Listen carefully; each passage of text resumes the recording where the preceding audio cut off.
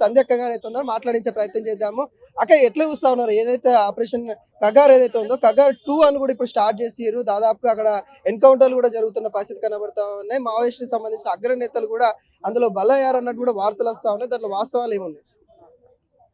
Operation Kagar అయినా, operation Samadhan అయినా, ప్రహార్ అయినా, గ్రీన్ హంట్ అయినా ఇవి ప్రజలను ఊచకోత కోసేవి, పౌర హక్కులకి ఉల్లంఘన, ఆదివాసీలని వాళ్ళ జల్ జంగల్ జమీన్ ఇజ్జత్ హమారా అని పోరాడుతున్న ఆదివాసీల కింద భూములని గల్లంతు చేయడానికి, అడవి నుంచి గెంటేయడానికి, వాళ్ళ కాళ్ళ కింద ఉన్న ఖనిజ సంపదని దోచేయడానికి చేస్తున్న ఆపరేషన్లే.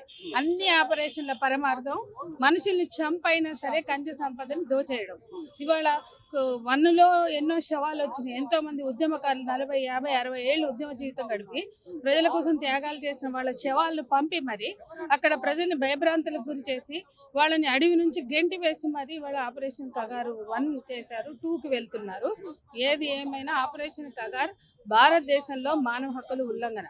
ఇవాళ అమెరికాలో సుప్రీంకోర్టు వాళ్ళు వేస్తున్నటువంటి టాక్సేషన్కి వ్యతిరేకంగా సుప్రీంకోర్టు న్యాయస్థానం ఇచ్చింది. భారతదేశంలో కనీసమైన డెమోక్రసీ ఉంటే ఈ కోర్టులు ఇవాళ ప్రజాస్వామ్యాన్ని పరిరక్షించాలి. ఆపరేషన్ కగార్ని రద్దు చేయమని ఎట్లయితే అమెరికా ట్రంప్కి సుప్రీంకోర్టు మొటికాయలు వేసిందో ఆ విధంగా అసుంకాలకు వ్యతిరేకంగా మన దేశం కూడా మన ప్రజల్ని చంపడాన్ని, దేశంలో తన ప్రజల మీద తాను యుద్ధం చేస్తున్న ఈ దేశ ప్రభుత్వాన్ని, ప్రభుత్వ తీరుని, పాలకుల వ్యవహారాన్ని ప్రశ్నించాలి. ప్రజలు ప్రశ్నించాలి, కోర్టులు ప్రశ్నించాలి.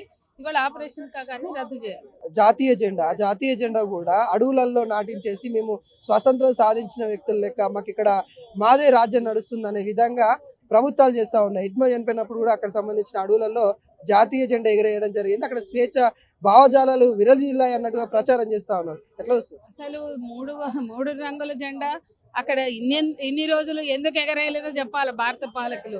3 రంగుల జెండాకి ఆదివాసీలు వ్యతిరేకం కాదు. అక్కడ మనుషులను చంపి 3 రంగుల జెండా ఎగరేస్తున్నారంటే వీళ్ళ అజ్ఞానాన్ని ప్రదర్శించుకోవడమే, కర్రగుట్ట మీదైనా మరెక్కడైనా. కాబట్టి వాళ్ళ అజ్ఞాన ప్రదర్శన. వాళ్ళు భారతదేశంలో మేము భారత భూభాగంలో కాదని చెప్పారా? ఇక్కడ రోజు అనేక రకాల భావాలు కలిగిన వాళ్ళం ఉన్నాం. ఎక్కడైనా 3 రంగుల జెండా ఎగరేస్తే దాన్ని వ్యతిరేకిస్తున్నామా? కాబట్టి 3 రంగుల జెండా ఏ దేశంలో ఎగరేస్తున్నారు? మన దేశంలో వాళ్ళని చంపి ఎగరేసుకుంటున్నారంటే వాళ్ళు చేస్తున్నది దౌర్జన్యం, వాళ్ళు చేస్తున్నది అన్యాయం అని చాటుకోవడానికి వేస్తున్న జెండా. నువ్వు 15 ఆగస్టుకి వేసుకో, 26 జనవరికి వేసుకో, మిగతా అప్పుడు నువ్వు ఆ జెండా వేస్తున్నావు అంటే ఇన్ని రోజులు అది నీ భూభాగం కాదని నువ్వు అంగీకరించినట్టు అది చెప్పుకోమనండి వాళ్ళని. ఇన్ని రోజులు ఇది మా దేశంలో కాదు, ఇప్పుడు కలుపుకున్నామని చెప్పమనండి. కాబట్టి ఏ విధమైన చట్టబద్ధమైన చర్య కాదు ఇప్పుడు పోయి ఆ జెండాలు ఎగరేయడం. పౌర సంఘం సంబంధించిన హక్కులకు సంబంధించిన మీరంతా మాట్లాడుతూ ఉన్నారు. మాజీ మావోయిస్ట్ గా చెప్పుకునే సీతక్క ఎందుకు స్పందించట్లేదు? తనకి అన్ని తెలుసు. ఆమె ఇష్టం అండి. మీరు ఆమె గురించి కాదు కదా, ఆమె ఇక్కడ పాలకురాలు. ఆమెని ఈ ప్రజల కోసం తెలంగాణ మంత్రిగా ఆమె ఉన్నది. ఆమె ఎందుకు స్పందించలేదంటే అది నాకు సంబంధించిన విషయం కాదు. కరెక్ట్ గా ఆమె ఈ తెలంగాణకు మంత్రి. ఆమె చేయవలసిన పనులు ఆమె చేస్తుందా లేదా అని నిలదీస్తా. ఆమె కాంగ్రెస్ లో ఎందుకు ఉన్నది అని నేను ఎందుకు చేస్తా? అరే ఆమె కాంగ్రెస్ లో ఉన్నది ఆమె చెప్పుకోవాలా. నేను ప్రభుత్వంలో మంత్రిని, కాంగ్రెస్ పార్టీకి పని చేస్తా, మంత్రిగా నేను చేస్తా, నేను మావోయిస్టుని సమర్థించాను, ఆదివాసీల హక్కులు నాకు అవసరం లేదని ఆమె ఆ తోటి ఆదివాసీ నాయకులను చంపుతుంటే ఆమె ప్రశ్నించాలా? ఆమె ప్రశ్నించకపోతే అది ఆమె విచక్షణ. దానికి సంబంధించి నేను బాధ్యురాలి కాదు, నాకు సంబంధం లేదు. అంటే ఎట్లాంటి పరిణామాలు చోటు చేసుకోబోతాం ముందు అంటే వాళ్ళు ఏదైతే డెడ్ లైన్ పెట్టారు, ఇంకొక 40 రోజులు మాత్రమే ఉంది, ఎట్లుండవు?